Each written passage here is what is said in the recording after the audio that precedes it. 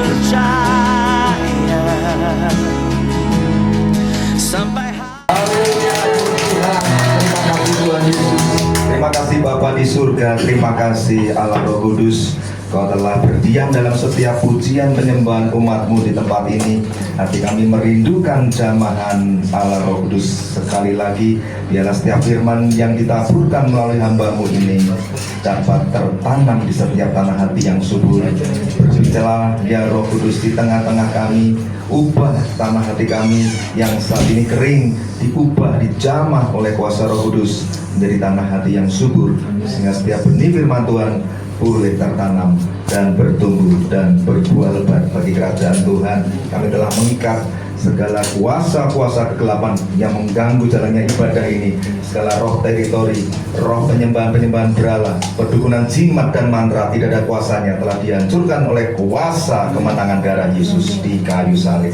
Terima kasih ya Tuhan, biar kemuliaan Tuhan dinyatakan, salib Tuhan ditegakkan atas gereja Tuhan di tempat ini.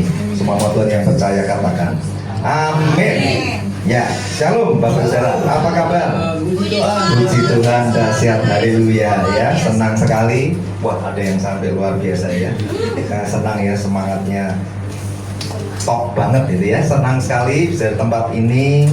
Pertama kali kami ucapkan banyak terima kasih pada Bapak Gembala di tempat ini di GPDI Immanuel Taman Manggis Indah, yang terhormat Bapak Pendeta Theophilus Lumona. Ya, senang sekali bisa di tempat ini, dan ini sudah sekitar sebelum COVID ya Pak, kita berjumpa, dan saya tadi jam 9 sudah hadir tempat berbincang-bincang dengan Bapak Gembala. Hati saya semakin berkobar-kobar karena merasakan ada kegerakan Tuhan yang menjamah hati Bapak Gembala, sehingga perkara-perkara Tuhan yang besar dan ajaib itu dinyatakan melalui hambanya, orang yang dipilih Tuhan untuk punya hati melayani, terlebih mengembalakan domba-domba Tuhan ya. Jadi pernyataan Tuhan itu nyata dalam kehidupan beliau. Inilah tanda-tanda orang yang sungguh-sungguh mencintai dan mengasihi dan melayani Tuhan. Itu tanda-tanda heran dan mujizat yang ajaib itu dinyatakan ya, karena ada 5 tanda orang percaya. Ya, salah satu yang beliau tadi menumpangkan tangan orang sakit dan sembuh, dan banyak sekali mujizat yang tadi disampaikan ya. Saya ikut senang sekali karena Tuhan telah membawa Bapak Gembala dalam spiritual journey, faith spiritual journey yang semakin bertumbuh dan kokoh bagi kerajaan Tuhan. Nah, saya mau tanya Bapak Saudara, apakah sudah ada yang pernah mengenal kami dari tim The Wonderful Counselor Ministry? Tadi Pak Johan sudah mungkin sempat jelaskan ya, kami ini tim The Wonderful Counselor Ministry. Apakah ada yang pernah mengenal sebelumnya kecuali Bapak Gembala? Oh, kalau belum ini berarti sudah memang cukup lama ya Pak Pendeta ya, sudah 6 tahunan mungkin ya. Jadi banyak wajah-wajah yang buat saya baru, tapi buat Bapak Gembala sudah cukup lama. Jadi sekilas saja nanti Bapak Saudara, sebelum pulang jangan buru-buru ya, karena akan dibagikan penyekat Alkitab. Ini fungsinya sebagai pengingat saja, sebagai reminder bahwa yang punya Alkitab di rumah itu jangan disimpan di laci, tapi dicari lagi, dibersihkan, dicintai, kemudian dibaca dan direnungkan. Karena firman Tuhan itu berkuasa, yang mengubah hidup kita itu firman Bapak Saudara. Seringkali anak-anak Tuhan hanya mau datang ibadah seminggu sekali dan malas baca firman. Nah, maka hidup kita nggak berkemenangan, karakter kita nggak semakin bertumbuh dan berubah seperti karakter Kristus ya, karena kita nggak pernah mau baca dan belajar tentang kebenaran firman ya. Nanti akan dibagikan, Bapak Saudara bisa simpan di rumah sebagai pengingat dan penyekat Alkitab Saudara. Tapi kalau Bapak Saudara merasa, wah sekarang udah nggak pakai Alkitab buku Pak, kami pakai download di aplikasi yang ada di handphone, di gadgetnya masing-masing boleh ya. Itu tetap dicintai sebagai e-Bible Anda ya. Jangan sampai meninggalkan saat teduh Anda, karena saat teduh itu sangat penting untuk terus membuat Anda terhubung dengan Bapa di surga ya. Tadi seperti lagu penyembahan tadi.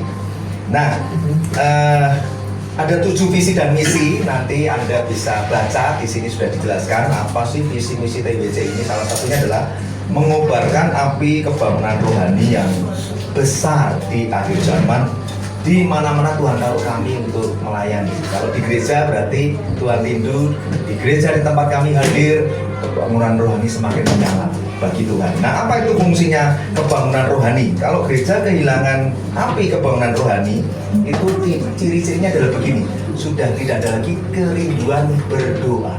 Kehidupan doanya padam. Tapi saya bersyukur tadi Bapak Gembala bilang setiap Sabtu ya kalau nggak salah ya doa. Bukan cuma doa, terus puasa. Waduh, itu betul-betul luar biasa. Kita merendahkan diri di hadapan Tuhan. Kita mengalahkan kedagingan kita ingin makan, tapi kita hentikan dulu, digantikan dengan kerinduan untuk mencintai Tuhan, mencari mengejar hati Tuhan dan mencintai hadiratnya. Itu bagus sekali doa dan puasa itu ya. Jadi api kebenaran rohani itu kalau hilang atas gerejanya, doanya padam, cinta mula-mula sama Tuhan juga pasti memudar. Itu ciri-cirinya ya. Nah, kalau gembalanya sudah ada inisiatif, jemaat harus ikut dalam pergerakan. Jangan malas. Kalau Bapak Gembala mengundang, ayo kita kumpul doa puasa, ikut dalam pergerakan itu. Karena Tuhan mau bergerak membawa gereja ini kepada kegerakan yang semakin besar. Amin. Ya, ada Tuhan yang besar Tuhan sedang siapkan. Kita setia enggak? Ya, itu fungsi kebangunan rohani ya. Dan kalau kehilangan kebangunan rohani, hidup kudus jadi memudar. Dulu kita tuh gampang berkata tidak sama dosa, tapi belakang kok mulai dikit-dikit kompromi ya. Nah, Anda bisa mulai introspeksi diri ya, iya ya dulu saya tinggalkan rokok, sekarang lumayan sih Pak, sebelah cuma satu batang. Nah, itu mulai kompromi. Dulu sudah bisa dipatahkan, bisa diinjak dalam nama Yesus, aku nggak akan rokok lagi. Kalau sekarang mulai jatuh, nah itu pasti kehidupan doanya turun, saat teduhnya menurun. Nah ya, jadi itulah fungsi kebangunan rohani. Dan yang terakhir, kalau kebangunan rohani hilang, tidak akan punya kerinduan untuk bersaksi dan beritakan Injil. Jadi Pak Johan dalam penyembahan, dalam persaksian sudah memberitahu ya, pentingnya untuk kita tuh sebagai orang percaya, ciri-ciri vitalitas rohani kita tuh dilihatnya dari mana? Nah, orang itu masih rajin bersaksi nggak dan beritakan Injil? Waduh, dulu Pak, waduh tahun pertama itu Tuhan rajin banget, tapi sekarang sudah nggak ada kegiatan kesaksian. Ada tetangga, Roh Kudus sudah gerakan, itu lo lagi sakit, kok didoakan, kok bersaksi, kamu kan pernah sembuh karena kuasa doa. Nggak mau, males, simpan buat diri sendiri. Nah itu hati-hati, itu ciri-ciri orang yang kehilangan api kebangunan rohani dalam hidupnya. Nah, nanti Bapak Saudara bisa lihat di sosial medianya Anda, pasti sudah punya akunnya masing-masing ya, punya WA dan Instagram, YouTube dan lain sebagainya. Nah, TWC ini juga mengikuti tren tentang sosial media, jadi semua khotbah-khotbah pengajaran dan pelayanan kami pun diupload dalam sosial media tersebut. Nanti Anda bisa ketik kalau di YouTube Anda ketik TWC spasi konselor atau TWC spasi ministry. Ya, kalau Anda tanya kenapa sih Pak namanya TWC, The Wonderful Counselor, jadi TWC. Apa tuh artinya? Penasihat ajaib. Yesaya pasal 9, Bapak kita disebut apa? Penasihat ajaib. Allah yang perkasa, Bapa yang kekal, Raja damai. Nah, kata penasihat ajaib itulah yang menjadi nama pelayanan kami. Untuk sebagai pengingat bahwa kami itu cuma hamba. Kami itu cuma jongos, hamba yang dipilih. Dari banyaknya orang dipanggil Tuhan, ada yang merespon, ada yang enggak. Nah, kami kebetulan satu kelompok kecil yang meresponi panggilan Tuhan. Dan kita meminjam nama Sang Penasihat Ajaib sebagai pengingat bahwa dalam setiap pergumulan hidup kita, ingat ada The Wonderful Counselor yang selalu menolong kita. Nah, di YouTube nanti Anda kalau ketik TWC Ministry akan muncul banyak khotbah-khotbah pengajaran ya. Ada, saya singgung dua saja. Yang pertama, dosakah aku bila tidak memberitakan Injil. Ini satu khotbah pengajaran yang sangat penting, karena kalau Anda ditanya pasti nggak bisa jawab, pasti ragu-ragu. Kalau di tempat ini ada yang ditanya, orang percaya yang tidak memberitakan Injil dosa enggak? Nah, pasti ada yang bilang, enggak lah Pak, kami kan cuma biasa. Enggak lah Pak, itu kan tugas Bapak Pendeta. Anda perlu dengarkan, supaya suatu hari Anda ketika berhadapan muka dengan Bapa di surga, dan ketika Anda ditanya seperti ini, apakah jawabmu? Kalau suatu hari Tuhan nanya begini, misalnya di sini ada namanya Bejo misalnya, hey Bejo, selama kau hidup dunia, sudahkah engkau bersaksi dan memberitakan Injil kasih karuniaku? Nanti Anda jawab apa? Nah, Anda perlu mengerti, ini dosa nggak sih? Kalau ini sebuah perintah diabaikan, dosa nggak? Atau masih banyak berjuta-juta alasan kita sampaikan, Tuhan aku nggak sekolah kita, Tuhan aku nggak dibekali cara menginjil, Tuhan aku nggak ngerti cara bersaksi. Masa sih bersaksi itu kan nggak usah di training. Ya kan, bersaksi itu kan dorongan hati, apa yang dialami kebaikan Tuhan. Hari ini Anda bisa jalan ke gereja ini dengan sempurna, nggak kekurangan apapun, tetap sehat, itu juga sudah kebaikan kemurahan Tuhan. Tidakkah engkau sanggup mengingat-ingat kebaikan Tuhan hari demi hari dan mengucap syukur? Kalau itu keluar dari hatimu yang sungguh mengasihi Tuhan, orang biasa ketika dengar kesaksianmu, hatinya bisa bergetar, bisa dijamu. Tugas Anda adalah bersaksi dan beritakan Injil. Pekerjaan Roh Kudus adalah menjamah hati melalui kesaksian Anda. Jadi Anda nggak perlu targetkan hasilnya, tapi taati perintahnya. Seringkali kita kan banyak alasan kan, aku nggak bisa nginjil, nanti malah orangnya nggak jadi percaya, malah kabur. Nah itu sudah membatasi kuasa Tuhan. Karena perintahnya jelas, beritakan Injil, bersaksilah, jadilah saksiku. Bukan apa, bersaksi, beritakan Injil, dan pastikan dia jadi orang percaya. Kan enggak. Kita dipanggil untuk menabur, ada yang menabur, ada yang menuai. Tuhan yang memberi pertumbuhan, Tuhan yang mengirimkan jiwa-jiwa. Jadi yang dibutuhkan apa? Ketaatan melakukan perintah Tuhan. Itu yang khotbah yang judul Dosakah Aku Bila Memberitakan Injil. Saya sarankan Anda wajib mendengarkan supaya Anda tidak jadi orang Kristen yang di bawah rata-rata yang nggak ngerti. Bahkan kalau ditanya apa itu Injil, nggak bisa jawab. Apalagi disuruh menjawab pertanyaan, dosa nggak kalau nggak beritakan Injil, pasti bingung ya. Anda perlu dengarkan, dan masih banyak lagi khotbah-khotbah pengajaran. Ini dari tahun 2024, saya lompat saja yang bulan kemarin. Khotbah pengajaran disampaikan dengan judul, ini dalam bahasa Yunani ya, karena Alkitab Perjanjian Lama ditulis dalam bahasa Yunani asli. Kalau kebaliknya, Perjanjian Lama ditulis dalam bahasa Ibrani asli, Perjanjian Baru dalam bahasa Yunani asli. Nah kemarin bulan lalu judul khotbahnya adalah Takeoche Metati Eimi. Ini bahasa Yunani. Artinya begini, janganlah kamu begitu cepat berbalik dan meninggalkan Kristus yang telah memanggilmu untuk hidup dalam kasih karunia-Nya. Enak ya kalau bahasa Yunani Ibrani itu singkat, tapi kok diartikan panjang banget. Nah Anda bersyukur loh ada hamba Tuhan yang mau menggali, meneliti, mempelajari, dan tinggal membagikan. Kalau Anda selalu alasan nggak punya waktu untuk mendengar dan belajar dan diajar, waduh, kekristenanmu itu bantep. Anda tidak pernah mengalami pertumbuhan iman, dan orang-orang yang tidak bertumbuh imannya nggak akan ada buah di hadapan Tuhan. Padahal ingat, Matius 7 Tuhan katakan apa? Dari buahnya aku akan mengenal kamu.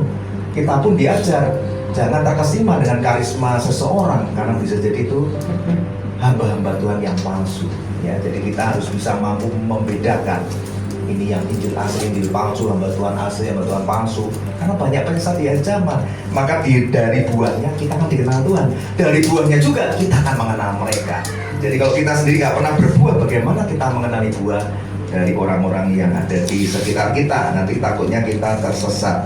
Ya, itu khotbah pengajaran yang terakhir kemarin. Saya ulangi, jangan kamu cepat berbalik dan meninggalkan Kristus yang telah memanggilmu untuk hidup dalam kasih karunia-Nya. Ini diambil dari perikop dari jemaat di Galatia yang mudah sekali hatinya berbalik dan tinggalkan Tuhan. Anda jangan merasa begini loh, wah itu kan 2000 tahun yang lalu Pak, itu kan jemaat di Galatia, jemaat di Taman Manggis ini beda Pak. Kami setia, hati-hati saudara. Jangan lengah, iblis itu seperti singa yang mengaum-ngaum hendak memangsa. Jadi kalau kita nggak berhati-hati, nanti kita bisa lambat laun terkikis mengalami erosi iman, dan tahu-tahu benih kekecewaan ditaburkan di hati Anda. Udah mulai nggak mau doa, udah lagi nggak mau datang ibadah di gereja. Wah, dan termasuk golongan orang yang apa?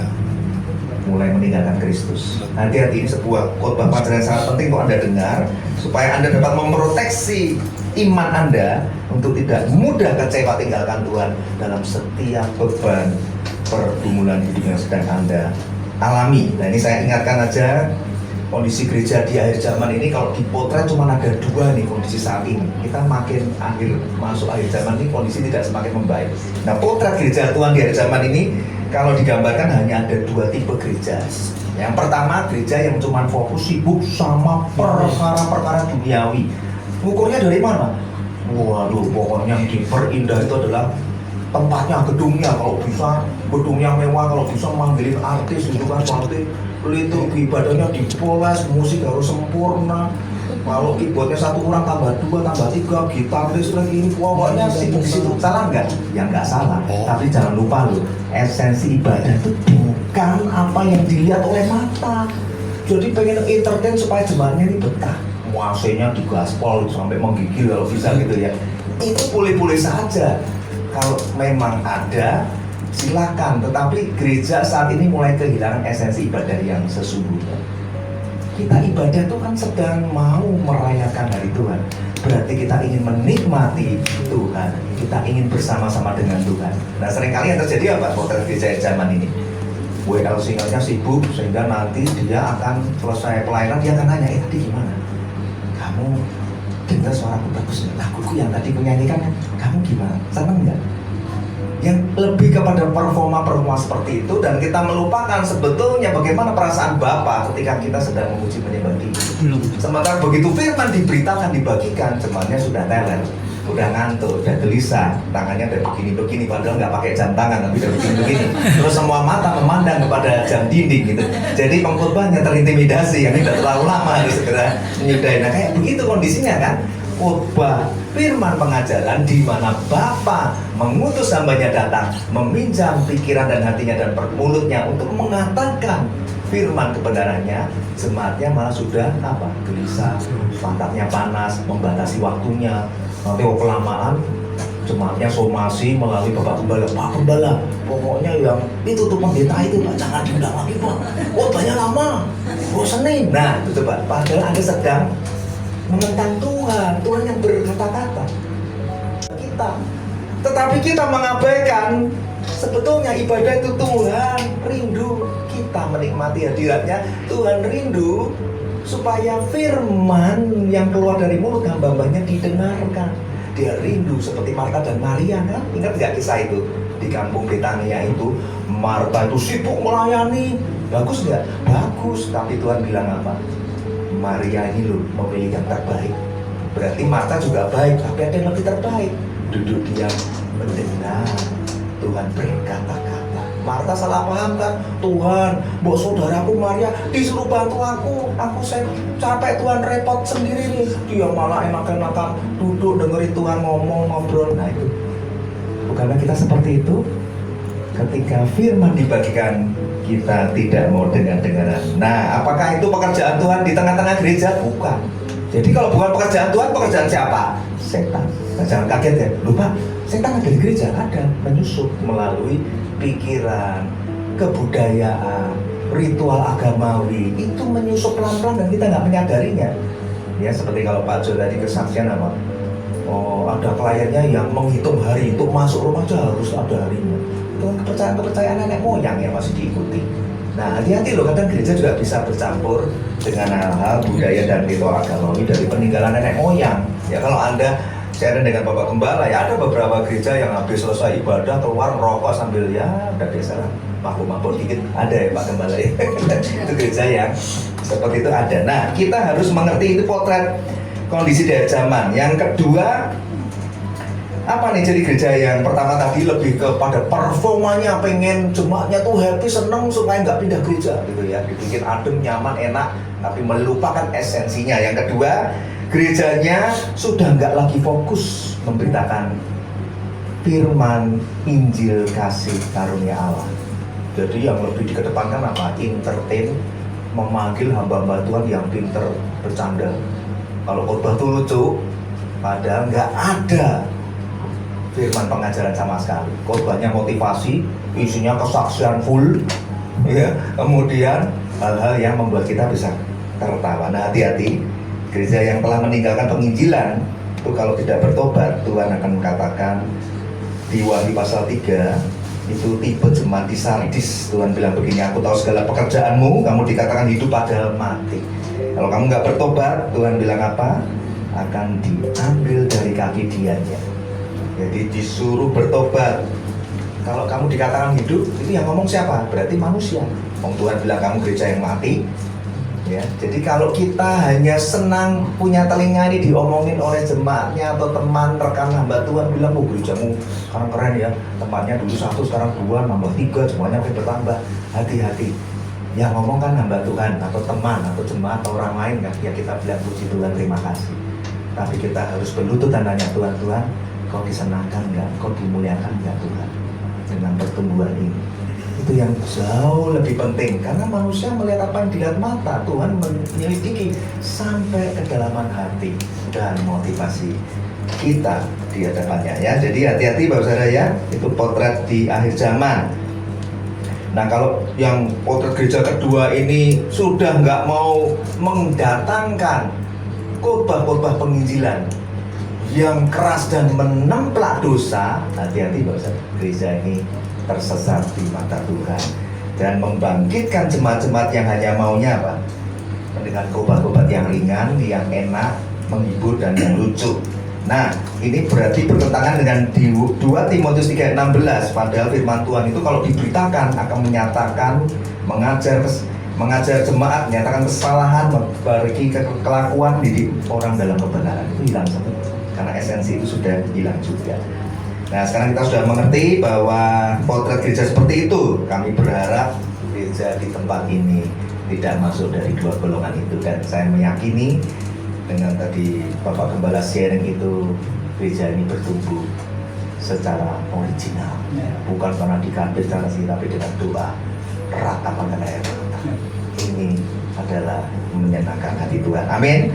Nah jemaat harus ikut dalam pergerakan ya. Nah sekarang kita masuk dalam kebenaran firman Tuhan. Judul yang Tuhan taruh di hati saya, padahal saya juga nggak sharing sama tim ya, tapi saya rasakan dari pujian penyembahan kesaksian yang tadi Anda dengarkan, ini kok connect ya. Mungkin memang cara Tuhan bekerja itu unik ya, karena kami satu tim. Saya kadang nggak suka ngebocorin judulnya dan kita juga nggak saling nanya, tapi ini kok kayaknya benar-benar sesuai dengan tema firman yang akan dibagikan, yaitu judulnya saya sudah doakan dan siapkan adalah iman dan ketaatan di jalan pergumulan dan penderitaan hidup. Itu judul khotbah firman pengajaran pada pagi hari ini. Bahkan tadi saya dengan hamba Tuhan, dengan Pak Gembala juga sama nih, bicara tentang ketaatan, iman, kesetiaan, kesungguhan ya. Nah sekarang saya tanya Bapak Saudara, dengan tema khotbah iman dan ketaatan di jalan pergumulan dan penderitaan hidup, berarti Bapak Saudara ini banyak temannya. Jangan hadir di dalam satu ibadat dengan perasaan yang nggak jujur sama Tuhan, bahkan nggak jujur sama diri sendiri, nggak jujur sama teman yang lain, nggak jujur juga sama Bapak Gembala dan mengatakan gimana kabarnya, baik Pak, padahal sebetulnya hatinya menjerit, padahal banyak beban yang nggak bisa cerita. Kenapa? Ya gereja saat ini sepertinya sedang kayak kehilangan pengajaran-pengajaran yang sehat, sehingga jemaat merasa, aduh kalau aku datang gereja dengan keadaan muka murung, sedih, nanti dianggap kurang iman, banyak dosa. Jadi jemaat nggak berani untuk mengekspresikan perasaan pergumulan hidupnya. Ini yang berbahaya. Sekarang Anda jawab, siapa yang pernah merasa bingung dengan Tuhan? Coba jujur, ada nggak tempat ini yang kadang tuh bingung sama Tuhan? Bingung dengan cara kerja Tuhan. Tuhan, kenapa sih aku harus mengalami ini? Aku nggak ngerti Tuhan, kenapa anakku begini Tuhan, padahal aku rajin melayani. Kenapa suamiku begini, istriku begini, kenapa pekerjaanku begini, usahaku susah begini Tuhan, kenapa orang berdosa, orang fasik kok kelihatannya hidupnya lebih enak, diberkati lebih cepat, sedangkan aku Tuhan berdoa begini kok malah ketimpa masalah ini. Ya jujur, bingung nggak? Bingung. Pernah bingung kan dengan Tuhan? Pernah bingung kan dengan cara kerja Tuhan? Pernah nggak Anda mengalami pergumulan dan penderitaan hidup dan Tuhan seolah-olah sampai hari ini, mana Tuhan kok nggak pernah nolong, kok belum ditolong-tolong? Apalagi dengan lagu, kalau yang lain ditolong saya juga, lu kenyataannya belum. Itu pasti berat sekali ya. Di saat itulah iman Anda diuji, karena Anda mengalami kebimbangan dan kebingungan ya.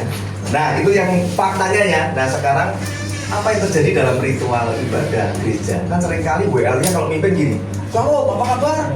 Baik, itu kan. WL-nya nggak puas loh. "Oh baik doang, ini nggak bener ini." Didobrak lagi, "Apa kabar?" Makin kencang, terus Anda jawabnya apa? Udah ngerti ini kalau jawab baik akan ditanya lagi, "Kok cuman baik?" Gitu kan ya. Harus jawabnya apa? Luar biasa. Kadang nggak cukup kan, ditambah apa lagi? Luar biasa, dahsyat, tambah lagi yes. Anda coba jemaat sedang diajarkan untuk apa sih?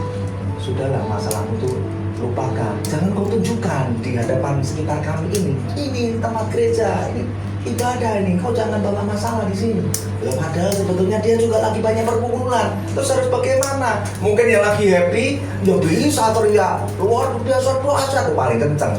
Coba yang baru kehilangan anaknya, bingung kayak sama Tuhan sambil meratap dan menangis, Tuhan, aku ini kan udah tua, tapi kenapa Tuhan panggil anakku mati terlebih dulu Tuhan dengan cara seperti ini, gimana? Terus kalau dia sharing, dia terintimidasi, mungkin anak ibu banyak dosa, mungkin ini, mungkin itu. Kenapa suamiku meninggalkan aku dan selingkuh misalnya? Kenapa anakku ini masih belum mau percaya Tuhan dan malah memilih jalur ateis misalnya? Kenapa anakku ini masih membenci tentang kekristenan? Tuh, banyak loh pergumulan itu banyak, tetapi gereja nggak menyentuh sampai kedalaman, bahkan seolah-olah mendoktrinasi bahwa semua harus dahsyat dan luar biasa. Nah, ditunggu-tunggu mana dahsyat dan luar biasanya. Tak pernah kunjung Anda alami. Apa yang terjadi di sini? Kayak orang bingung, nggak jujur sama diri sendiri, selalu pakai topeng di dalam kehidupan Anda, di tengah-tengah hidup kekristenan Anda. Nah, ini kan yang menjadi fakta yang tidak boleh ditutupi. Kita nggak boleh seolah-olah dipaksa untuk bersikap bahwa aku baik-baik saja, padahal enggak. Kita perlu mengalami pertolongan dan terobosan. Amin. Amin. Kita perlu ditolong dan kita perlu diterobos semua beban-beban pergumulan hidup kita. Siapa yang bisa menolong dan terobos? Hanya kebenaran firman Tuhan. Anda berharap sama manusia, Anda kan kecewa, bisa tambah double kecewanya. Udah punya masalah disuruh pura-pura nggak punya masalah, udah bisa ngomong baik, kita aja dah berat sebetulnya. Gimana keadaanmu? Sebetulnya mau bilang, aduh kalau bisa curhat 1 jam gitu pengennya kan, tapi ya udah singkat aja, baik. Kok kamu murung, kok kamu lemas, gitu aja udah berat. Ya sudah, luar biasa. Belum kalau tambah diyakini, wah kamu berarti kurang iman, wah kamu pasti begini-begini. Itu loh yang terjadi potret kekristenan saat ini, mayoritas seperti itu. Ya, dan kita mau menerobos semua beban pergumulan itu dengan kebenaran firman Tuhan, karena itulah jawaban yang sejati. Nah, good news-nya gini, kabar baiknya Bapak saya. Kalau Anda mau membaca firman dan meneliti sungguh-sungguh, ternyata di Perjanjian Lama sudah ada juga tokoh-tokoh Alkitab yang mengalami nasib seperti kita. Banyaknya beban pergumulan hidup, penderitaan itu ada. Contoh, Nabi Habakuk. Nabi Habakuk itu, ya singkat ceritanya aja, dia tuh dikenal sebagai nabi yang bingung. Kenapa bingung? Karena dia melihat bangsa Yehuda itu sudah begitu lama berbuat jahat, berbuat dosa, kelaliman di hadapan Tuhan, dan dengan mata kepalanya sendiri Habakuk melihat ini kok bangsa kayak gini sih jahatnya. Tapi herannya kok seolah-olah dibiarkan sama Tuhan dan nggak dihukum-hukum.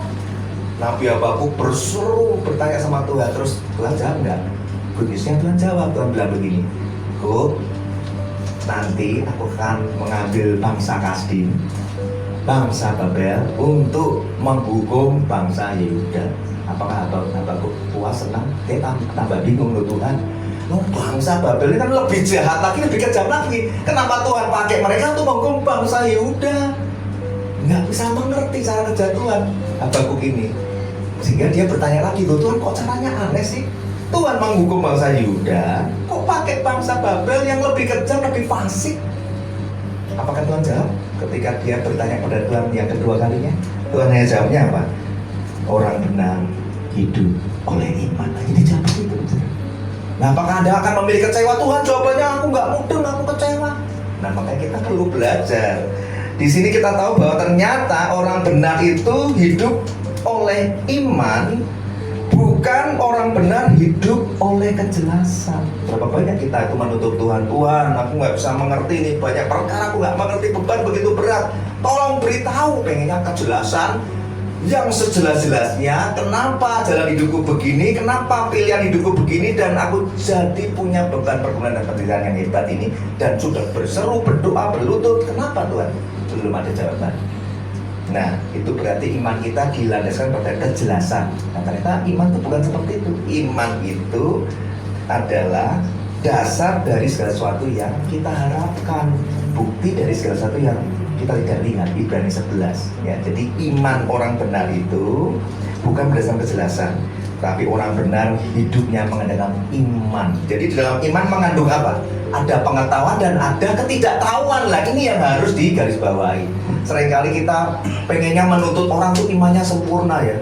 Itu sebenarnya kasihan banget tuh kalau jemaat didoktrin dengan pengajaran seperti itu, dia nggak berani untuk jujur di hadapan Tuhan dan di hadapan para hamba Tuhan, karena dia pasti tertuduh, berarti aku nih apa orang sial ya, Pak, kurang terkutuk ya. Padahal yang lainnya sebenarnya juga mengalami berguna yang sama. Itu contoh Nabi Habakuk ya. Kalau Anda mengikuti tren-tren yang sedang viral itu, saya juga sempat shock karena ada anak seorang hamba Tuhan yang beliau juga menggunakan mimbar dari pengembalaannya, dia mengakui kesalahannya, kekilafannya ketika anaknya lompat dari gedung dan bunuh diri. Anda tahu ya, mungkin sempat viral.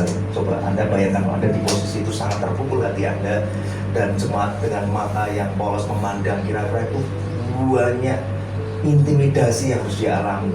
Anak yang dia kasih mengalami stres, depresi. Bagaimana anak seorang hamba Tuhan yang mengembalakan ribuan jemaat, anaknya sendiri mati dengan cara itu? Kalau dia nggak bisa menemukan jawaban atas pergumulan dan penderitaan hidup yang begitu berat, tidak lama kemudian setan akan masuk, langsung menghasut dan membuat hamba Tuhan ya kecewa dan tinggalkan Tuhan. Mungkin gerejanya dijual. Ya, jadi ada di sini tahu, berarti nggak ada yang kebal ya Pak dengan beban pergumulan hidup, nggak ada. Nabi Habakuk juga mengalami. Pak, kok cuma satu contohnya, saya tambah satu lagi, Yeremia. Nabi Yeremia ini juga sama, mengalami kebingungan, beban pergumulan hidup, sampai dia bilang begini, Tuhan, katanya sejak kandungan ibuku Tuhan sudah pilih aku, dipersiapkan untuk jadi nabi yang besar melayanimu. Tapi di pasal yang selanjutnya kalau Anda baca tentang kisah Yeremia, dia berkata begini, aku mengutuki kelahiran. Bingung nggak? Dipakai Tuhan dahsyat, kok juga sempat mengalami kebingungan dengan Tuhan dan cara kerja Tuhan, sampai dia bisa ngomong seperti itu. Dengan kata lain, kalau bisa Tuhan, aku nggak usah lahir. Siapa lagi? Ayub, ya kan, mengutuki juga hari kelahirannya. Karena pergumulan penderitaan begitu hebat. Kalau itu terjadi lagi di zaman sekarang, ada orang yang dipilih Tuhan untuk melalui proses pemurnian iman seperti Ayub, saya jamin nggak lulus, udah bunuh diri di tengah perjalanan itu. Begitu hebat sekali itu sakitnya yang diderita Ayub. Baru sakit sedemikian mengerikan, ditinggal istri, anaknya mati semua, jadi miskin, sahabatnya menjauhi. Kalau nggak sampai stres, depresi, dan mengakhiri hidup. Zaman Ayub itu saya melihat kasih kamu yang begitu besar. Kita sanggup. Nah, jadi Bapak Saudara, kabar baiknya kita nggak sendirian ya. Di Perjanjian Baru, Paulus, ya kan, dia sampai berseru 3 kali, Tuhan, tolonglah duri dalam daging ini diambil. Tuhan ambilnya enggak. Jadi kalau Anda selalu merasa bahwa sakit ini datangnya dari setan, belum tentu. Tapi aku didoakan, ditopang tangan, nggak sembuh-sembuh. Hati-hati, jangan kecewa dengan Tuhan. Paulus yang begitu melayani Tuhan hebat, begitu setia dalam segala pergumulan, penderitaan, dalam mengikut dan melayani Tuhan. Dia berseru duri dalam daging diambil, Tuhan nggak ambil. Paulus tetap setia. Minimal dia pernah 3 kali berseru dan memohon, tapi dia mengembalikan kepercayaan atas iman dengan kedaulatan Allah atas hidupnya. Itu dia pegang teguh, ya sudah Tuhan, kalau Tuhan nggak ambil, ini yang terbaik buat aku. Nah, iman yang seperti ini bukan karena kejelasan, tapi orang benar hidup di atas iman yang melihat pada apapun yang Tuhan putuskan, itu yang terbaik. Iman itu bukan berarti berdoa harus mendapat. Wah, kalau seperti itu semua orang pengen jadi orang Kristen, berdoa pengen ini harus dapat. Iman itu tetap berdoa walaupun nggak dapat. Nah, ini pengajaran ini pasti jarang Anda dengar ya. Seringkali kalau nggak dapat kita mau bingung, ada yang salah nih, aku kurang ini, kurang itu. Enggak, Bapak Saudara, enggak seperti itu ya. Jadi kita harus realistis terhadap iman yang ada dalam hidup kita. Untuk itu kita segera masuk dalam Kejadian 22 ayat 1 sampai 14. Kita bangkit berdiri Bapak Saudara ya, kita baca bergantian. Kita masuk dalam pengajaran firman Kejadian 22 ayat 1 sampai 14. Judulnya begini, kepercayaan Abraham diuji. Nah, kalau Abraham aja bapak orang beriman, kepercayaannya diuji, ya kita juga pasti ada setiap ujian atas kepercayaan kita, iman kita di hadapan Tuhan, karena mau dimurnikan ya. Yang sudah ketemu katakan amin. Amin. Saya baca dulu dan bergantian ya, ayat 1 sampai 14 dari Kejadian pasal 22. Ayat yang pertama saya baca terlebih dahulu. Setelah semuanya itu Allah mencoba Abraham, ia berfirman kepadanya, Abraham. Lalu sautnya, ya Tuhan. Silakan.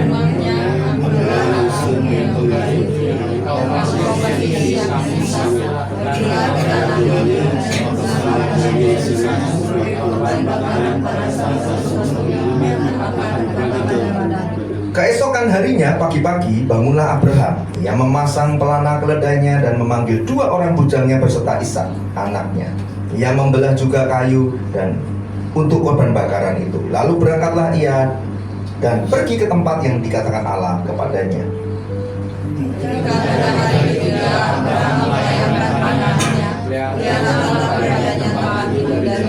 Kata Abraham kepada kedua bujangnya itu, tinggallah kamu di sini dengan keledai ini. Aku beserta anak ini akan pergi ke sana. Kami akan sembahyang. Sesudah itu kami kembali kepada.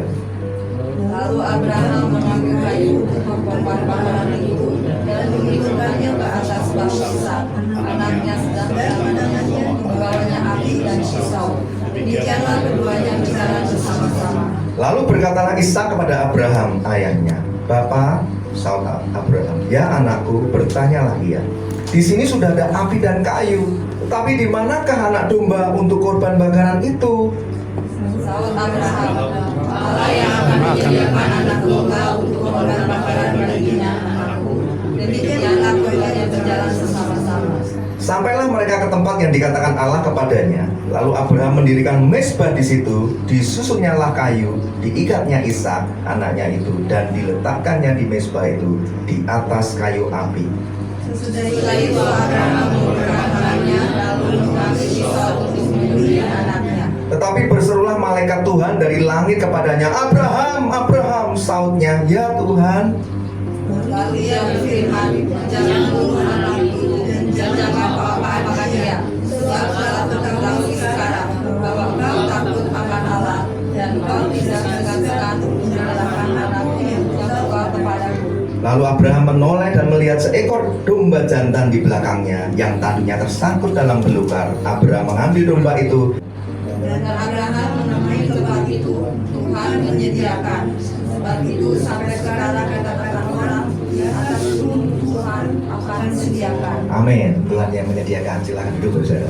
Jehovah Jireh, Tuhan yang menyediakan. Yang berbahagia ialah kita yang sudah membacakan firman Tuhan, merenungkan firman Tuhan, dan yang sebentar lagi akan semakin lengkap mendengarkan pengajaran firman Tuhan, menaruh dalam pikiran hatinya dan menghidupinya. Jadi kita harus tahu saudara, kalau baca Alkitab itu harus diselidiki, diteliti sungguh-sungguh. Banyak orang itu pengkhotbah-khotbah yang nggak mau belajar, sehingga comot ayat kanan dan kiri, cocokologi. Itu bahaya sekali. Hamba Tuhan harus mau belajar sehingga pengajaran firman-Nya itu sesuai dengan konteks, latar belakang dan sejarah. Tafsirannya menjadi lebih akurat. Anda bayangkan kalau kita terbiasa comot-comot Alkitab dan diterap-terapkan dalam hidup kita, itu bisa mengerikan fatalnya. Contoh, ada keluarga suami istri bergumul, punya anak 1. Wah, akalnya waduh, gaspol, nakal banget. Sehingga karena ibunya ini seorang pendoa yang aktif, yang intim dengan Tuhan, dia berdoa. Tapi kesalahannya adalah dia nggak mau belajar firman. Dia hanya rajin berdoa saja, rajin bersudah berdoa.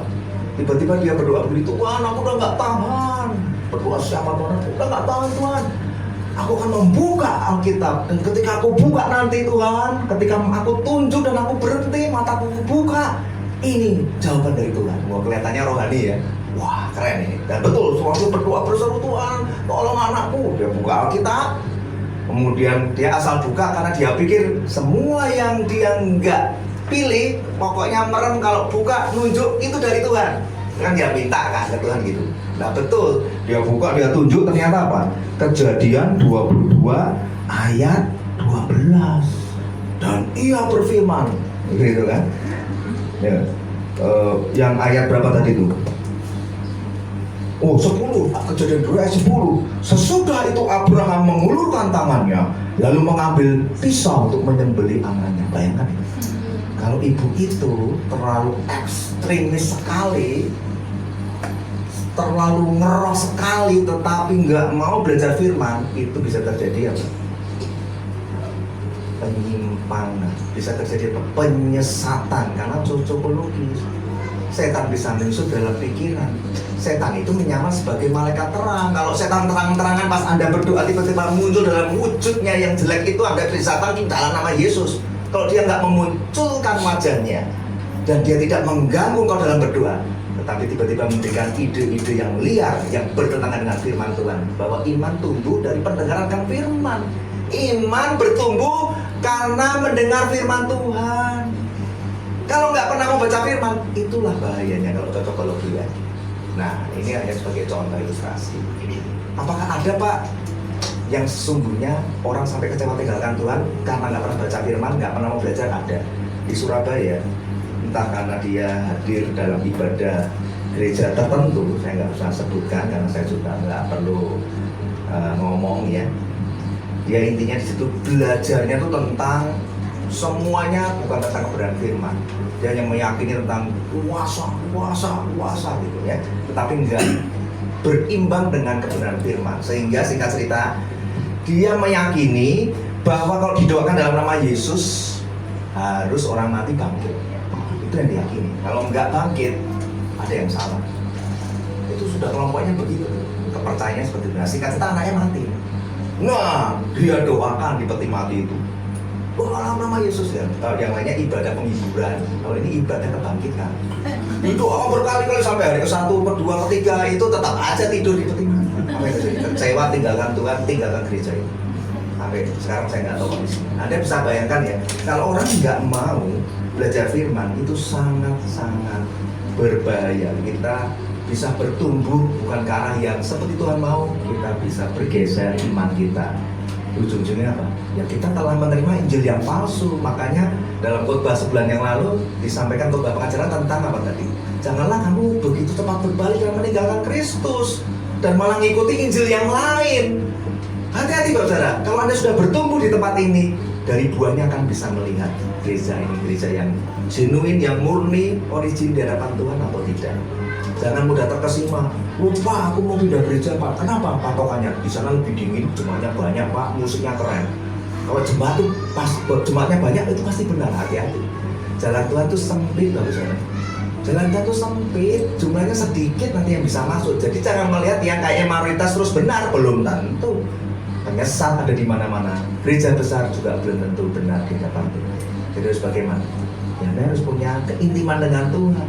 Relasi dibangun dengan sesamanya, dengan gembalanya. Anda bisa merasakan gereja ini dalam tuntunan Tuhan atau dalam kedagingan dari hamba Tuhannya ya. Kurang lebih seperti itu. Nah sekarang kita mau belajar 3 hal.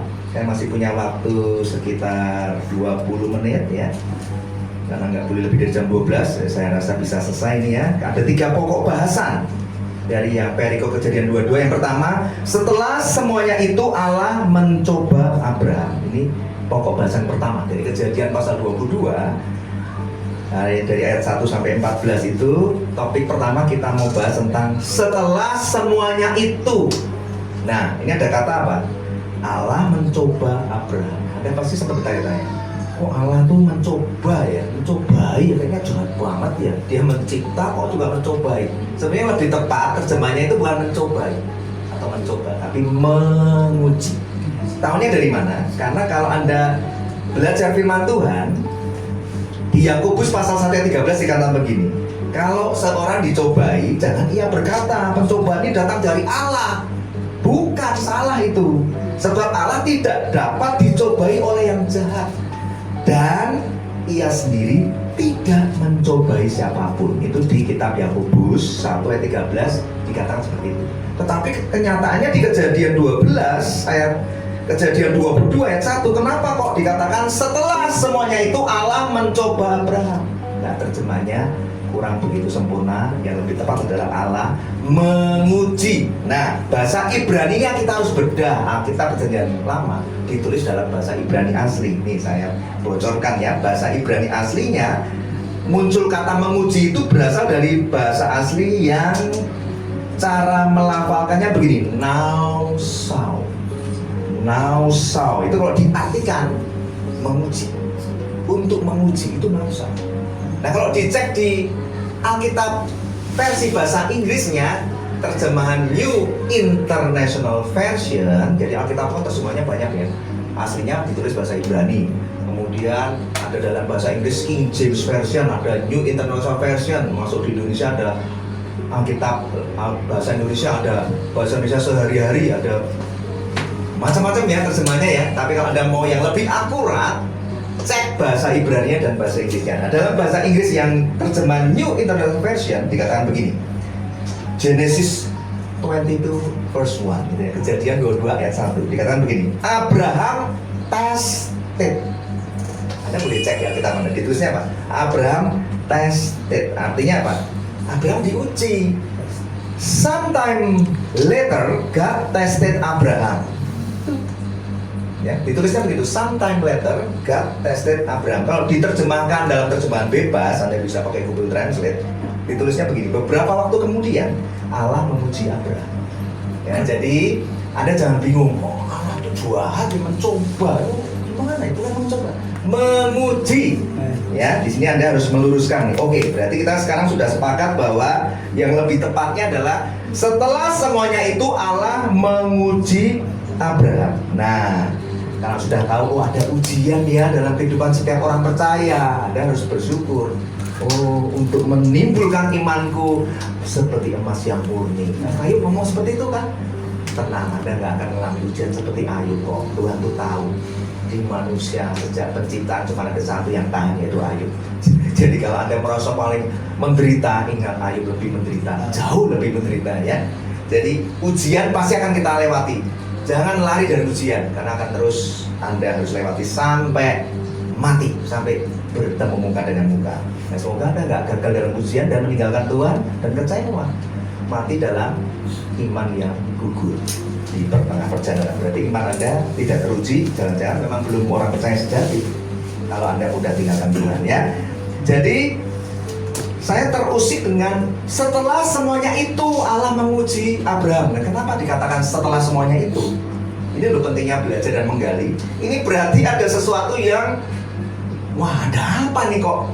Firman mengatakan, berfirmanlah Tuhan kepada Abraham setelah semuanya itu. Nah, apa ini semuanya itu? Semuanya itu berarti Abraham kan sudah melewati berbagai peristiwa, berbagai macam kejadian, masalah, pergumulan, penderitaan hidup yang dijalani Abraham, sampai Tuhan akhirnya ngomong setelah semuanya itu. Nah, dimulainya dari mana nih? Kata setelah semuanya itu tuh berarti ada peristiwa sebelumnya yang Abraham lalui, dikumpulin gitu perjalanan peristiwa pergumulan penderitaan hidup, baru Tuhan berfirman setelah semuanya itu Allah menguji Abraham. Jadi ujian datang untuk Abraham setelah Abraham mengalami peristiwa-peristiwa sebelumnya. Nah, ini peristiwanya apa? Karena ditulisnya dari Kejadian 22, saya harus menyelidiki mundur dari kejadian sebelum-sebelumnya. Nah, Anda beruntung karena sudah saya rangkumkan. Peristiwa yang pertama dimulai dari Abraham di Kejadian pasal 12. Ingat nggak? Ketika Abraham dipanggil Allah untuk memisahkan dirinya dari bangsa dan tanah airnya, Kejadian 12 ayat 1, dia disuruh keluar dari situ dan disuruh pergi ke tempat yang belum dia tahu. Itu udah berat loh, saudara. Diutus tuh pergi, kita udah nyaman di satu tempat, udah kenal daerahnya, di situ udah enak. Allah bilang, Abraham, kamu harus memisahkan dirimu dari bangsa dan tanah airmu, pergilah ke tempat yang Tuhan belum beritahu. Kejadian 12 ayat 1. Berfirmanlah Tuhan kepada Abraham, pergilah dari negerimu dan dari sanak saudaramu. Tuh, udah suruh tinggalin kota kelahiran, tinggalkan sanak saudara, dan dari rumah bapamu ini ke negeri yang akan kutunjukkan kepadamu. Lah, belum diberitahu. Pokoknya lu angkat koper, pergi dulu, nanti baru tak beritahu. Anda bisa nggak seperti itu? Jangan-jangan Anda dengan berbagai alasan, oh, Tuhan ini kayak bercanda, aku nanti kayak bapak gembala. Besok Tuhan tidak ngomong lagi, lewat mimpi, lewat pendengaran, lewat dorongan, dibikin nggak betah di rumah. Taat nggak Anda? Ini Abraham ini sudah berat dapat secara ujiannya. Aduh, tinggalin anak saudara, tinggalin tempat tinggal, negeri yang memang di sana dia bertumbuh besar, terus suruh pergi ke tempat yang nggak jelas, suruh nunggu nanti pokoknya Tuhan bilang ke negeri yang kutunjukkan kepadamu. Dari situ sudah mulai banyak masalah dan pergumulan hidup Abraham. mengalami masa kelaparan, masa kekelaman, istrinya juga pernah hampir diambil oleh Firaun. Ya kan? Ingat ya kisah-kisah itu ya, saudara. Kemudian peristiwa apa lagi di pergumulan hidup Abraham ini? Sebelum diuji itu sudah mengalami peristiwa yang berat, saudara. Ya. Dan selanjutnya adalah peristiwa penantian jawaban atas pergumulan hidup Abraham untuk terus mempercayai janji Allah yang berjanji apa Abraham melalui keturunanmu. Akan seperti bintang di langit. Akan memberikan anak perjanjian kepadamu hanya melalui keturunan Abraham dan Sarah. Itu janjinya kan diingat-ingat terus sama Abraham. Itu yang terus dia itu memegang teguh. Tapi pertanyaannya, nggak datang-datang, itu berat saudara. Kalau Anda dijanjikan, terus Anda tunggu-tunggu nggak dikasih-kasih ya paling cuma seminggu masih oke lah, sebulan masih oke lah. Anda tahu nggak berapa lama Abraham menantikan Ishak, anak perjanjian, di mana Bapa sendiri yang ngomong, yang berjanji Abraham, pokoknya melalui kamu dan Sarah, ku berikan anak perjanjian itu. Tahu tunggunya berapa lama? 25 tahun. Alkitab mencatat Abraham berusia 75 tahun ketika ia menerima janji Tuhan bahwa ia akan memiliki keturunan. Bayangin umur 75. Makanya Sarah kan ketawa. Tuhan bercanda, udah mati haid, mana bisa juga bergairah melihat suami gue. Saya bukan ngomong yang agak jorok ya, karena firman nulisnya seperti itu. Sarah memang ngomong seperti itu. Aku udah mati haid umur segitu, mana bisa bergairah melihat suamiku. Tuhan ini bercanda mau ngasih anak. Tapi kan terjadi. Tuhan tidak bisa dihalangi, bagi Tuhan tidak ada mustahil. Nah, itu yang dialami oleh Abraham ya. Terus digenapinya Ishak lahir ketika Abraham berusia berapa? 100 tahun. Anda bisa cek di Kejadian 12 ayat 4. Itu Abraham berusia 75 tahun ketika ia meninggalkan rumahnya. Setelah menerima perintah Tuhan itu umur 75 suruh pergi dari negerinya. Kejadian 17 ayat 17. Itu Allah mulai berjanji pada Abraham bahwa ia akan memiliki seorang putra dari Sarah. Jadi ada dasar ayatnya itu nyelidikin enggak pelan, enggak sebentar, enggak usah lama ini. Kejadian 21 ayat 5. Abraham berusia 100 tahun ketika Ishak lahir. Jadi kalau dijanji nomor 75, terus 25 tahun itu bergumul menantikan terus umur 100 baru dapat, berarti kan tunggunya 25 tahun. Anda bisa tahu kalau Anda sekarang ini dengan mudahnya kecewa dengan Tuhan, Tuhan ini anakku ini Tuhan, kok enggak mau ke gereja, anakku ini kok kayaknya membenci Tuhan, anakku ini Tuhan terlibat narkoba, anakku Tuhan nakal banget, Tuhan masa depannya nggak jelas, Tuhan suamiku, istriku, pekerjaanku, usahaku. Stop mengeluh. Abraham ini perjalanan pertemuan hidupnya berat, Bapak Saudara. 25 tahun menantikan janji Allah digenapi. Dengan setiap perjalanan pergumulan penderitaannya begitu berliku, tidak mudah untuk Abraham. Itu peristiwanya ya. Setelah semuanya itu Anda sudah tahu, oh dimulai dari situ, oh menanti anaknya lama, pergumulannya berat. Peristiwa di mana Abraham pada akhirnya memperoleh seorang anak yang ia tunggu-tunggu merupakan anak perjanjian Allah itu yang bernama Ishak. Itu jangan lupa ya, ada pergumulan lagi. Sudah dapat Ishak di usia 100 tahun. Tapi jangan lupa sebelum Ishak lahir itu ada masalah besar juga, Saudara. Ini orang kalau masih terus imannya kokoh, kita harus belajar sama Abraham. Apa masalahnya? Abraham sudah terlanjur punya anak dari Hagar, hamba atau pembantunya, asistennya gitu ya, hamba dari Hagar, dari Sarah yang bujukin si Abraham, udahlah nggak mungkin lah kita ini batuan lah, Tuhan bercanda, udahlah minimal punya anak lah, itu hampir itu Mbak yang di rumah itu gitu ya, kurang lebih ya, Hagar itu loh. Beliau namanya juga laki-laki ya, Abraham ya nurut-nurut aja ya, Abraham ya nurut-nurut aja sampai lahirlah Ismail. Jadi setelah Ismail lebih bertumbuh, lebih dewasa, baru Ishak lahir kan, di situ mulai ada problem kan, sehingga Sarah marah. Udah dia nyuruh menikahi Hagar, udah punya anak, akhirnya Ishak kebetulan lahir, bukannya diakurkan, malah Sarahnya iri melihat kenapa nih Ismail kok menindas Ishak, kurang lebih kan gitu ya. Kayak Sarah ngomporin lagi Abraham, itu loh anakmu gini-gini, kamu harus usir. Nurut lagi nih laki-laki satu ini kan, kurang lebih gitu ya, diusir Hagar dan Ismail. Anda bisa bayangkan kesedihan yang begitu berat di hati Hagar dan Ismail. Itulah sebabnya saudara, Kalau Anda punya hati untuk menjadi saudara sepupu kita ini, Anda harus bisa melihat sejarah betapa mereka itu sebetulnya diusir dari tanah perjanjian, dari kehidupan Bapak orang beriman ini oleh kesalahan-kesalahan manusia. Sehingga kalau mereka itu terluka dan terus mencari jalan yang lurus itu, harus bisa mengerti sejarah ini. Tapi kan Tuhan tetap memberkati Hagar dan Ismail kan, dan berkata, kamu akan kupelihara jadi bangsa yang besar. Tapi kesalahan yang dibuat oleh nenek moyang kita ini sampai sekarang dampaknya kan luar biasa kan. Mereka sulit sekali untuk menerima kebenaran itu. Jadi luka itu dimulai dari siapa? Dari orang beriman juga. Bapak Abraham seandainya nggak diusir kan nggak terjadi. Sehingga ada gesekan-gesekan, ada kesalahpahaman. Mereka menantikan orang-orang yang mengaku dirinya beriman itu sungguh-sungguh mengasihi mereka. Jadi kalau kita tertindas, ya itu baik supaya iman kita diuji. Tapi mampukah setelah ditindas mengasihi? Kesaksian Bapak Gembala saya senang ini. Manusia sekali sempat marah, tapi akhirnya dia mau nyamperin lagi dan meminta maaf, memeluk lagi, sehingga iman itu dipraktekkan, kasih dinyatakan. Wah, ini keren sekali. Ya, jadi kita sudah ngerti ya. Setelah semuanya itu peristiwanya banyak. Itu pasti Abraham juga bergumul, ya ampun, ini kan juga istriku, kamu yang nyuruh, ini kan juga anakku Ismail udah agak gede loh, diusir, dia pasti sedih banget. Itu pergumulannya berat. Walaupun Abraham sudah punya Ishak, tapi Ismail kan juga namanya anak, maksud sih Bapak Saudara, anak, tapi diusir begitu saja.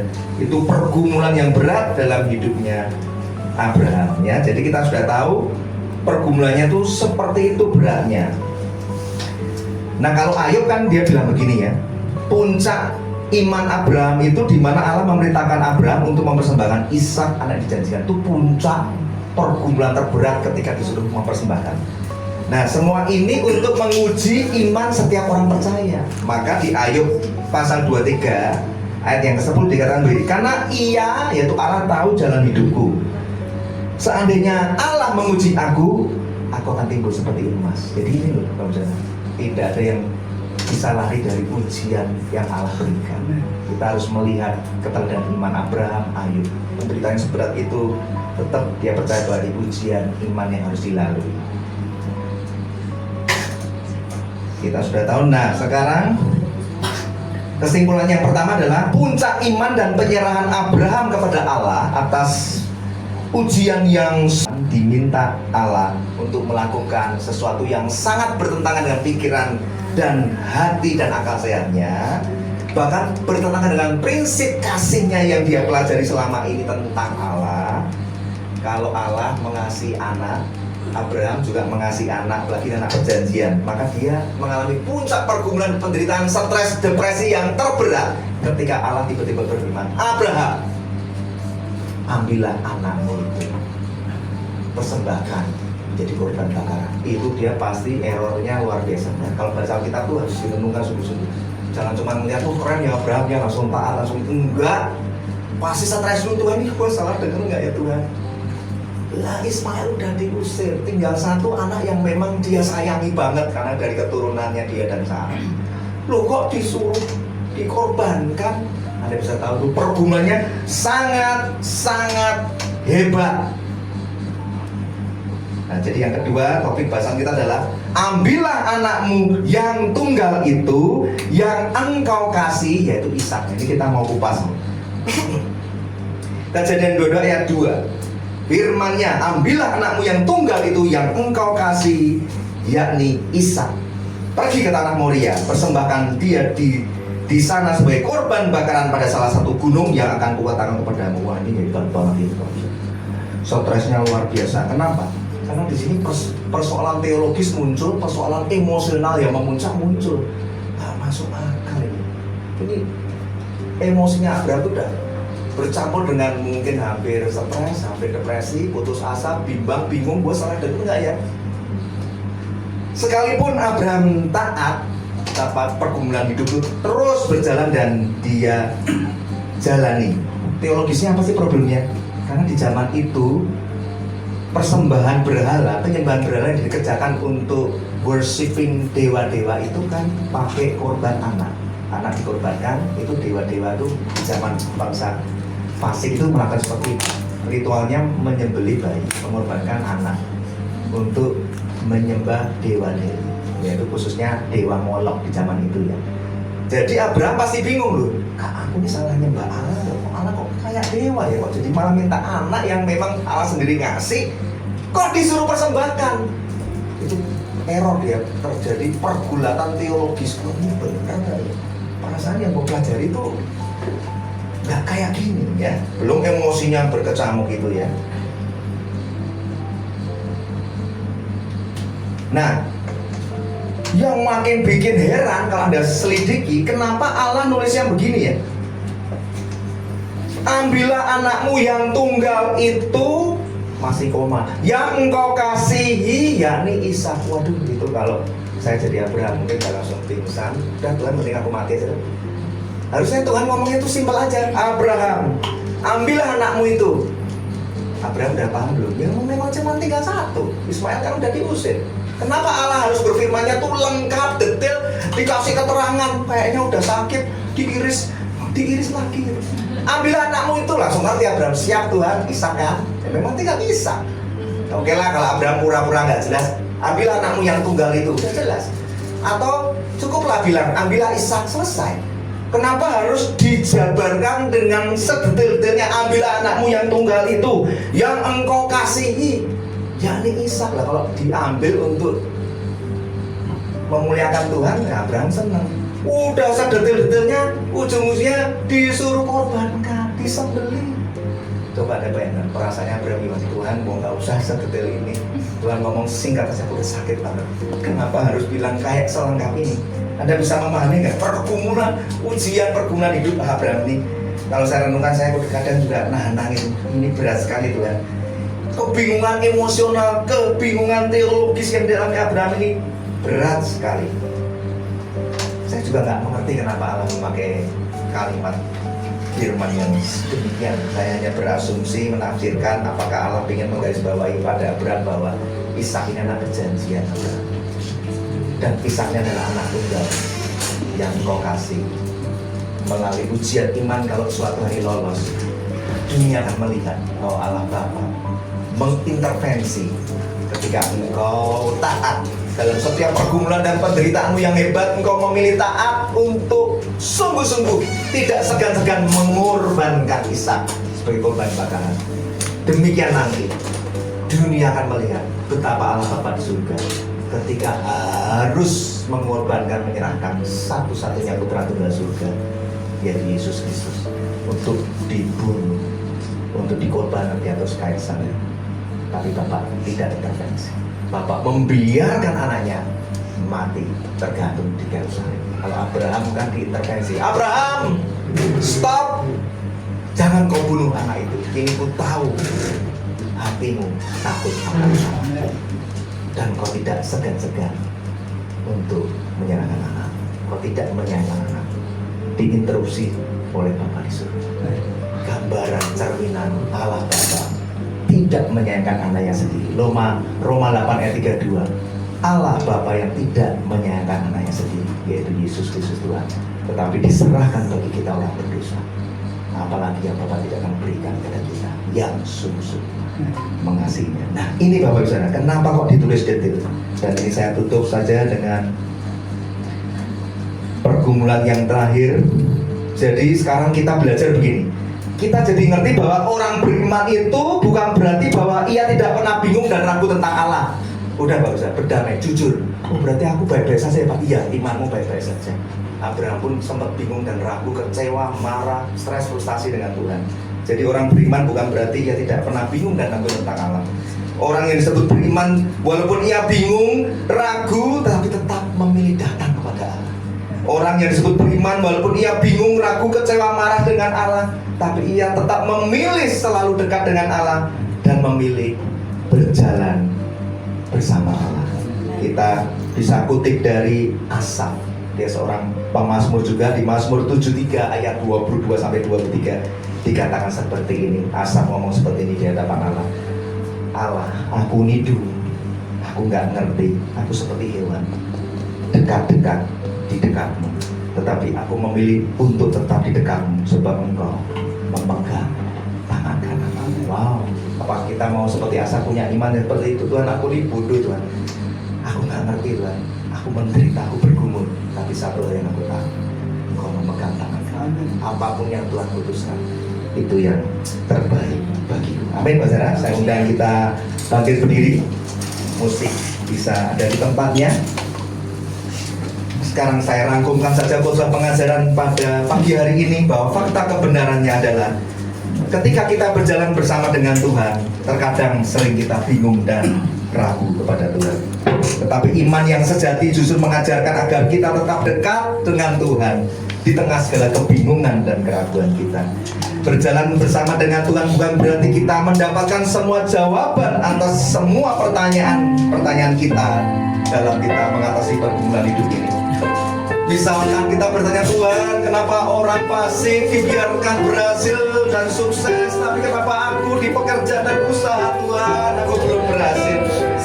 Ketika kita juga bertanya, Tuhan, kenapa aku udah melayani Tuhan, tapi aku izinkan aku sakit. Tuhan, kenapa aku rajin melayani, kau panggil pulang istriku, suamiku, anakku, apapun pergumulan hidupku, percayalah dengan firman kemudian sudah Anda dengar.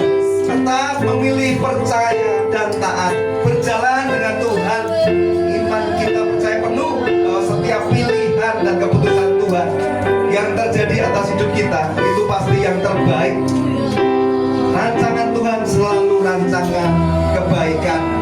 Berjalan dengan Tuhan, sekalipun mungkin kita belum menerima jawaban atas setiap pergumulan dan penderitaan hidup kita, tetapi selama kita masih punya waktu dan kesempatan untuk tetap terus datang mendekat kepada Tuhan, maka sekalipun kita belum menerima jawaban, namun kita suatu hari nanti kita pasti akan berjumpa dengan Tuhan yang adalah jawaban atas setiap pergumulan kita.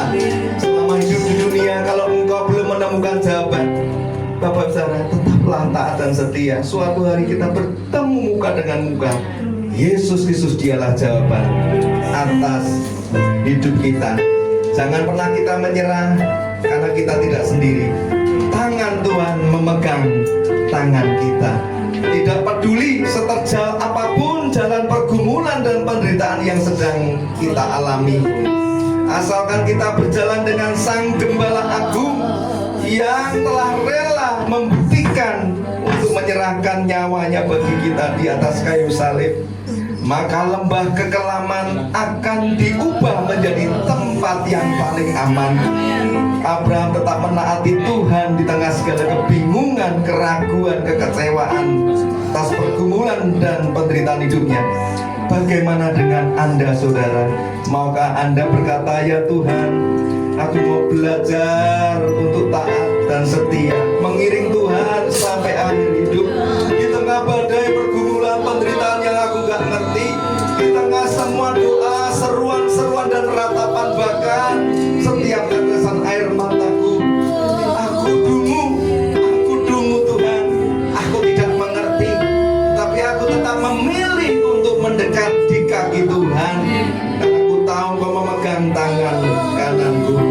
Mari Bapak Saudara mulai jujur di hadapan Tuhan dan mengakui, Tuhan, aku ini orang berdosa, Tuhan, aku ini lemah tak berdaya, tapi aku sekarang terbuka mata imanku, belajar dari setiap pergumulan dan penderitaan hidup, dari bapak-bapak pendahulu kami, dari tokoh-tokoh Alkitab yang Tuhan izinkan untuk ditulis dan kita dapat belajar dalam perjalanan iman mereka mengikut Tuhan. Kita sekarang menjadi tahu bahwa tidak harus semua permohonan doa kita harus mendapatkan jawaban yang seturut kita mau. Biarlah kita mampu berseru, Tuhan, kehendak-Mu yang jadi, bukan kehendak-Mu. Segala kedaulatan dan pilihan Tuhan atas hidupku, itulah yang terbaik. Habakuk 3 saya bacakan untuk Anda. Sekalipun pohon ara tidak berbunga, pohon anggur tidak berbuah, hasil pohon zaitun mengecewakan, sekalipun ladang-ladang tidak menghasilkan bahan makanan, kambing-kambing domba terhalau dari kandang-kandang, dan tidak ada lembu sapi di dalam kandang, namun aku memutuskan untuk tetap bersorak-sorak di dalam Tuhan. Aku akan tetap bersukacita di dalam Allah keselamatanku. Tuhan Allah adalah kekuatanku. Ia membuat kakiku seperti kaki rusa dan membuat aku berjalan di tempat-tempat tinggi. Jujur kadang ku bersatu menghadapi menantikan jawaban, menolak untuk menyerah,